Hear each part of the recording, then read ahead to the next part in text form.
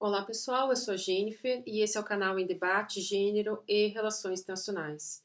E no vídeo de hoje a gente vai falar sobre uma temática que a gente está abordando não só aqui, mas também no Instagram e no podcast, que é falar sobre as mulheres latino-americanas no contexto de segurança. E para falar aqui, eu vou trazer para vocês sobre a participação das mulheres na guerrilha do Araguaia, que foi bastante significativo e que também foi bastante silenciado ao longo da história. Então espero que vocês gostem. Não se esqueçam aí de se inscrever no nosso canal, ativar as notificações e curtir o vídeo.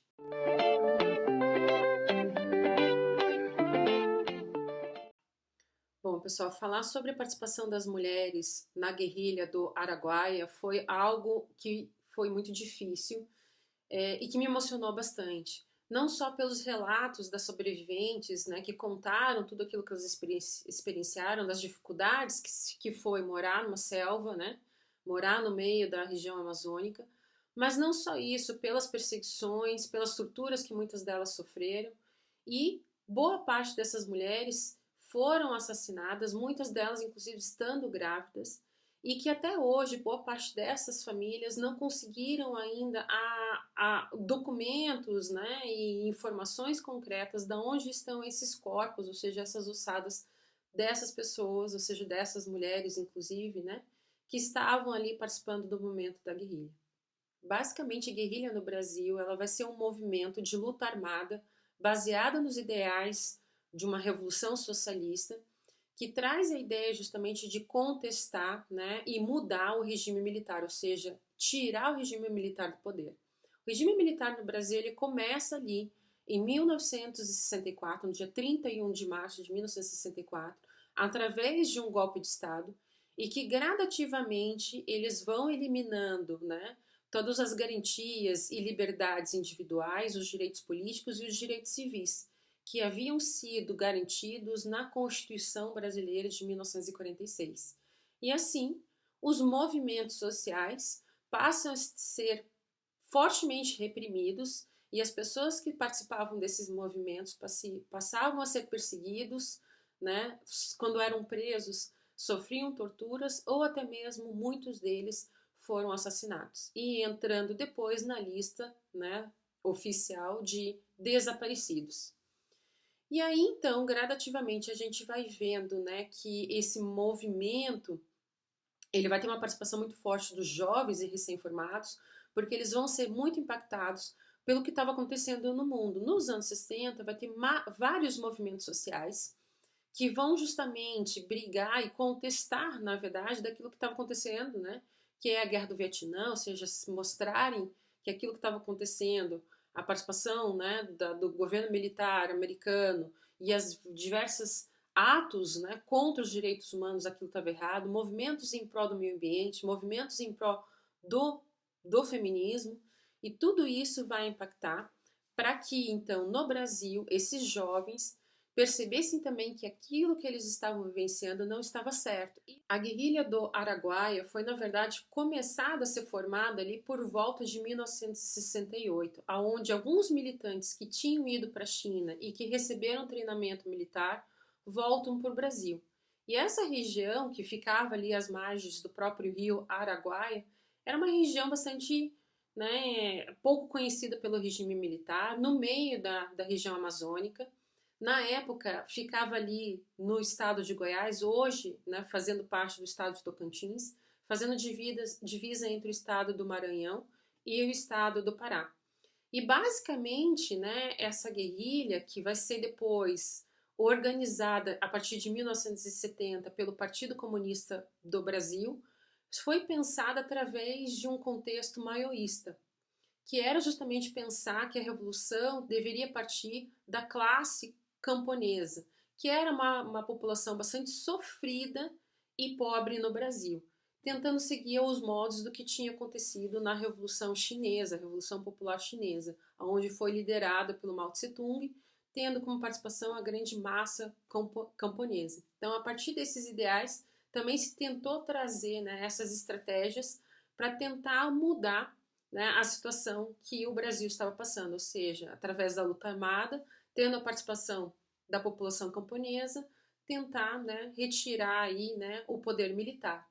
E basicamente o total desses militantes foram 89 militantes, sendo desses 89 tendo a participação de 19 mulheres, que eram assim jovens e recém-formados, bastante aí, né,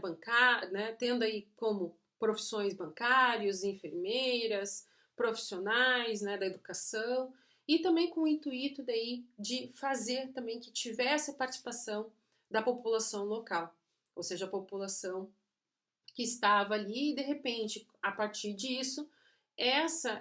esse movimento se expandir pelo resto do país. Só que, no entanto, né, ali por volta de 1972, o regime militar descobre sobre essa guerrilha e vai realizando operações para saber onde estavam esses militantes e gradativamente, né, através dessas operações, vão perseguindo, vão, né, capturando esses militantes, torturando e depois também assassinando boa parte desses militantes. Até se fala que a última operação, o governo militar leva aí em torno de 3 a 4 mil soldados, de forma totalmente desproporcional à quantidade, né, desses militantes, que não chegavam nem a 100. E não só isso, né, a quantidade de armamento e de aviões também, alguns deles ainda aviões caça, para capturar esses militantes. Bom, e a participação das mulheres na guerrilha foi algo muito significativo, por elas enfrentarem não só as perseguições do próprio regime, né, do próprio governo militar, mas também de todas as outras, né, questões dentro da sociedade. Ou seja, essas mulheres acabaram quebrando paradigmas sociais e culturais, ou seja, de optar por uma vida clandestina e obscura. Então elas enfrentaram todas as formas, os inimigos estavam por todas as partes, ou seja, não só o próprio governo militar ali, mas também os militantes homens, as mulheres que não eram militantes e principalmente da família que também não era, né, a favor dessas opções. E muitas dessas mulheres já, né, formadas ou estudantes, né, renegaram aquela situação de comodismo. Muitas delas, né, de classe alta, né, e para viver numa situação muito difícil e que depois acabaram lutando de igual para igual. E não só nesse contexto, dentro da própria guerrilha, porque muitas delas foram em busca de refúgio, já estava existindo essas perseguições, né, durante aí nas principais cidades, então foram, né, para essa região e claro, né, a princípio no início, tentando adotar aí as funções que eram ditas de mulheres, ou seja, ficarem responsáveis pela educação, pelo atendimento na área da saúde, né, na alimentação daquela comunidade, mas no entanto muitas delas tiveram grandes destaques, né, realizando as mesmas funções que os homens, que a vida era muito difícil naquela região, lutando também junto com os homens de igual para igual e liderando alguns comandos. A guerrilha ela tinha lá 3 comandos, comando A, B e C, e se teve informação que em um desses comandos teve a liderança de algumas mulheres. Então, a participação delas teve sim um significado muito importante. Só que, no entanto, né, as verificações sobre a participação das mulheres nessa guerrilha, ela ainda muito incipiente, ela acontece ainda de forma muito tardia, aonde, né, se verifica que a verificação das mulheres como sujeito ativo, político, né, saindo daquele espaço privado e indo para o espaço público, ela ainda muito silenciada. Então você vê ainda pouquíssimas produções acadêmicas, eu inclusive fui atrás dessas produções acadêmicas, documentários, e ainda é pouquíssimo ainda, né, o retrato significativo da participação dessas mulheres. O que você observa é que, de fato, isso acontece ao longo da nossa história. Você tem a participação, sim, das mulheres em diversos outros movimentos sociais importantes no Brasil e que, na hora de contar essa história, é como se elas não tivessem tido a participação porque elas não estão ali, não é contado a participação delas. Então, isso acontece, infelizmente, ainda hoje. Então, é importante que se haja esse resgate, né, e maiores verificações das contribuições dessas mulheres, né, não só nesse momento da guerrilha, mas em outros momentos significativos ao longo da história do Brasil. E até com o objetivo de homenagear a participação dessas mulheres, eu vou passar aqui rapidinho para vocês Quais foram as mulheres que perderam as suas vidas por participarem desse movimento?